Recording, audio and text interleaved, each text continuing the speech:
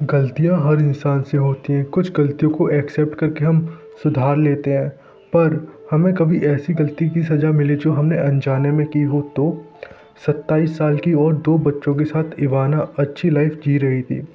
वो एक पहाड़ी इलाके में रहती थी, इसलिए उसके हस्बैंड को पहाड़ी इलाके से दूर काम के सिलसिले में ट्रैवल करना पड़ता था। और जब उसके बच्चे बाहर पढ़ाई के लिए चले गए तो उसे रात में अकेले रहने की आदत सी पड़ गई थी। एक रात करीब 12:30 बजे इवाना के घर की बेल बजी। इवाना थोड़ी सहम गई क्योंकि इतनी रात को कोई उसके घर में नहीं आता था। इवाना घर के डोर पर पहुंच जाती है कि और बाहर देखने लगती है, लेकिन गेट के बाहर उसे एक छोटी बच्ची दिखाई देती है। उसके फटे पुराने कपड़े पहने हुए थे और उसके बाल बिखरे पड़े थे। उस बच्ची के हाथ में एक प्लास्टिक की खाली बोतल थी। इवाना को इतनी रात में एक छोटी बच्ची को गेट पर आना काफ़ी अजीब लग रहा था। तो इवाना ने बच्ची से पूछा वो कौन है और इतनी रात को उसके घर पर क्या कर रही है। छोटी बच्ची इवाना को पानी की बोतल देकर कहने लगी वो प्यासी है और उसे पानी चाहिए। ये कहते ही उस बच्ची ने रोना शुरू कर दिया।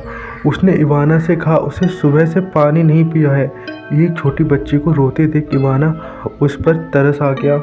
उसने दरवाजे को हल्का सा खोला और उस बच्ची से पानी की बोतल ले ली।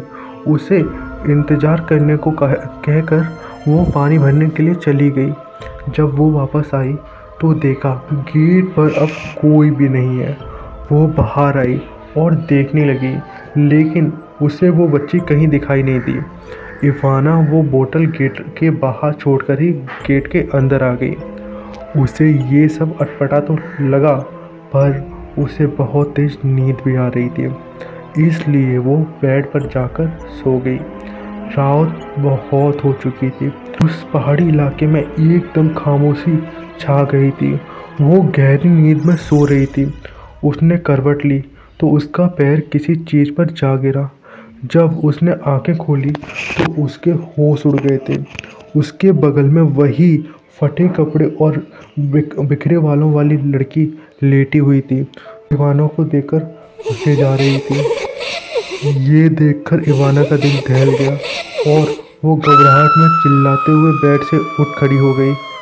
उसकी चीख सुनते ही वो लड़की वहाँ से भागी और किचन की तरफ चली गई। उसे गुस्सा आ गया कि वो लड़की बिना उसका इजाज़त के उसके घर में कैसे आ गई।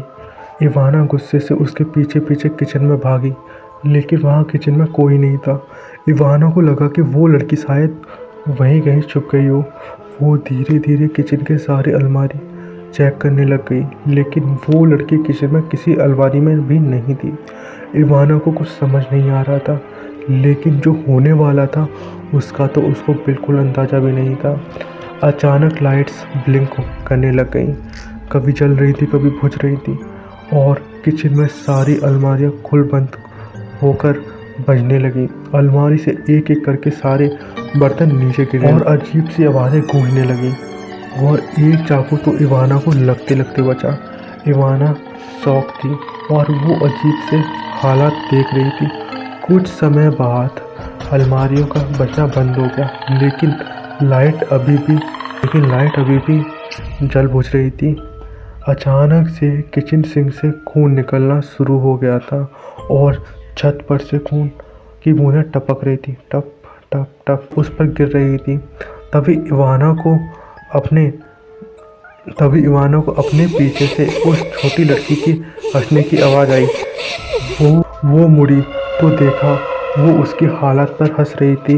वो उसके पास जाने के लिए आगे बढ़ी, लेकिन पीछे से किसी ने उसके बाल पकड़कर अपनी तरफ खींच रहा था और उसको सिंक की तरफ ले गया, और उसका मुंह उस खून में डूब गया, जिसकी वजह से उसे सांस नहीं आ रही थी। इवाना बुरी तरह से तड़प रही थी। उसने जोर से धक्का लगाया और खुद को सिंक से बाहर निकाला। वो बच तो गई, लेकिन उसे दर्द हो रहा था। किचन सिंक में उसके बाल पड़े हुए थे। अब वो छोटी लड़की वहाँ नहीं थी, वो गायब हो चुकी थी। इवाना को समझ नहीं आ रहा था कि हो क्या रहा है। इवाना इतना तो समझ गई थी कि वो लड़की कोई आम लड़की नहीं है, वो एक आत्मा है जो उसके पीछे लगी है। उसने अपने हस्बैंड को कॉल लगाया और उन्हें सब बता दिया। हस्बैंड ने बोला कि वो अभी आ रहा है और तब तक वो अपने पड़ोसियों के घर चली जाए। जैसे ही उसने कॉल कट की, उस छोटी लड़की की हंसने की आवाज़ दोबारा चालू हो गई और वो गूंज रही थी, मछली जल की रानी है, जीवन उसका पानी है, हाथ लगाओगे डर जाएगी, बाहर निकालोगे मर जाएगी। और अचानक से वो लड़की उसके सामने आ गई और उसका गला दबाने लगी। और जैसे ही वो उसका गला दबा रही थी, दरवाजे पर किसी की खटखट की आवाज़ हुई। उसके पड़ोसी वहाँ आ चुके थे, तो एक पड़ोसी ने उसका दरवाज़ा तोड़ा तो देखा कि उसके गले पर एक लाल निशान था और सभी पड़ोसियों ने उसे शांत किया और उसे पानी पिलाया। कुछ टाइम पहले इवाना और उसकी फैमिली घूमने गए थे। वहाँ उसका पैर एक अंगूठी पे पड़ा था। वो उस अंगूठी को साथ ले आई थी और वो अंगूठी उसकी नहीं, उस लड़की की थी। और वो आत्मा उस अंगूठी के पीछे यहाँ तक आ गई थी। तो इवाना समझ चुकी थी कि उससे बहुत बड़ी भूल हो चुकी है और वो रोज़ रात सोने से पहले उस अपनी गलती के लिए माफ़ी मांगती है। और उसने अपने घर का शुद्धिकरण कराया, जिसके बाद वो लड़की कभी नहीं दिखी।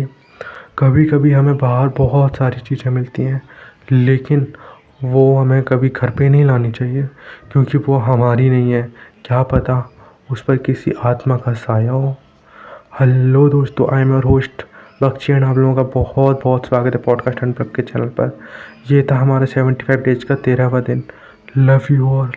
मिलते हैं कल एक और नई कहानी के साथ।